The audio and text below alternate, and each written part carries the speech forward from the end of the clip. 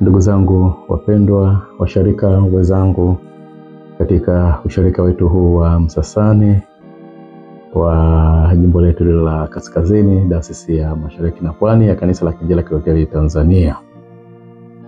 Ninamshukuru Mungu ambaye ameendelea kutupa nafasi akiwa anatulinda na kututunza kwa uwezo wake mkuu.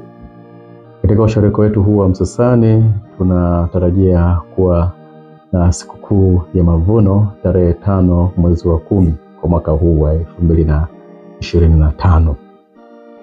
Na katika mavuno tunakumbushwa mambo makubwa mawili. Jambo la kwanza, tunasherehekea mambo mema ambayo Mungu ametutendea. Tunamshangilia, tunamtukuza, sifa na tukuzo tunamrejeshia yeye. Kwa katika kusherehekea, mashangilio hayo yanakuwa ni alama ya kusema asante Mungu wetu kwa yale ambayo umetenda kwetu, ambaye ni chanzo cha yote.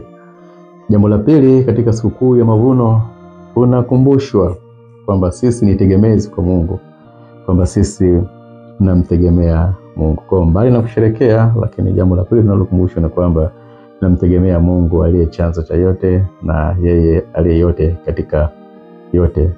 Kwa hiyo tunapaswa kumtegemea, na tunapoingia muhula mwingine, mwaka mwingine, baada ya mavuno haya, basi tujue kwamba bado tunamhitaji Mungu katika maisha yetu.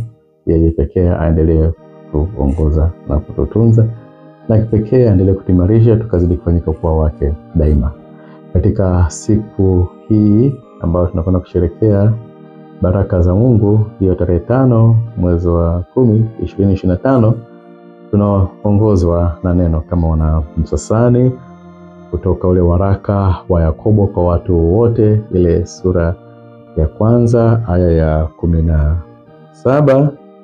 Kila kutoa kuliko kwema na kila kitolewacho kilicho kamili kutoka juu hushuka kwa Baba wa mianga, kwake hakuna kubadilika wala kivuli cha kugeuka. Ndio neno ambalo linatuongoza. Kwa hiyo kwa msingi huo niwakaribishe washirika wenzangu, tukiwa tumejiandaa vyema kwa kadri ambavyo Mungu ametubariki na tukiona thamani yake katika maisha yetu, kujiandaa vyema na kushiriki katika sikukuu hii tuweze kushangilia baraka za Mungu, na huko tukikumbushwa kwamba tunahitaji kuendelea kumtegemea. Kwa hiyo niwaalike, karibuni sana. Mungu awabariki sana.